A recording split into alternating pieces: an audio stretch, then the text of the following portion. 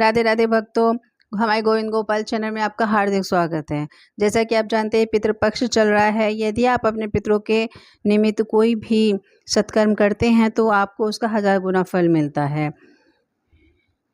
अगर अपने जीवन में शांति चाहते हैं तो पितरों के निमित्त तर्पण, श्राद्ध, पिंडदान अवश्य करना चाहिए। इससे हमारे पितृ हमसे तृप्त रहते हैं, हमसे खुश रहते हैं। अगर आप ये सब नहीं करते तो वो हमसे नाराज़ हो जाते हैं।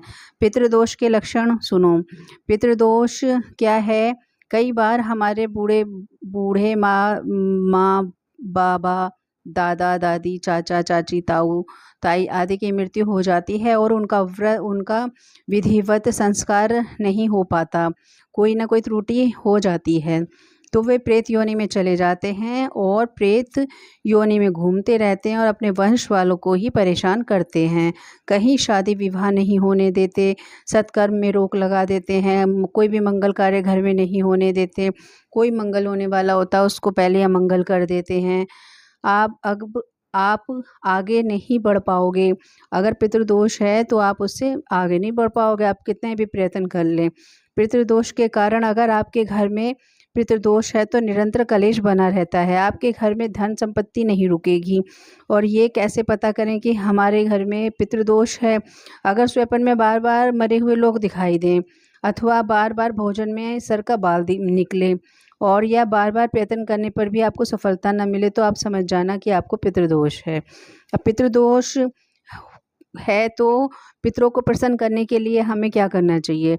अब जो ये श्राद्ध पक्ष चल रहे हैं इनमें पितरों के निमित्त कुछ न कुछ आपको सत्कर्म करना चाहिए, दान करना चाहिए, पुण्य करना चाहिए, ब्राह्मणों को भोजन कराएं, गरीबों को भोजन कराएं, गाय को हरी घास चारा अवश्य खिलाएं और अपने पितरों को याद जरूर करें। इससे पितृदोष से भी मुक्ति मिल जाती है।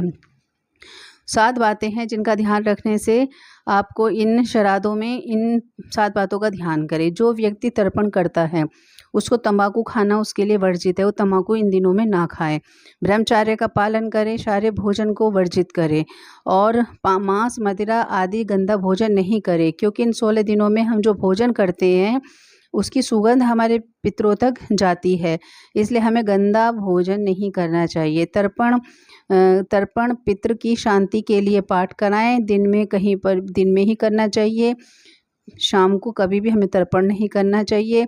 और केले के पत्तों पर पिंडदान नहीं करना चाहिए, केले के पत्तों पर श्राद्ध आदि नहीं निकालें, और बल्कि इन 16 दिनों में केले के पत्तों को उपयोग भी नहीं करना चाहिए, ये वर्जित हैं। और तेल मर्दन वर्जित है। यदि कोई व्यक्ति अपने पितरों को तर्पण कर रहा है तो उसको तेल मसाज भी नहीं करनी चाहिए।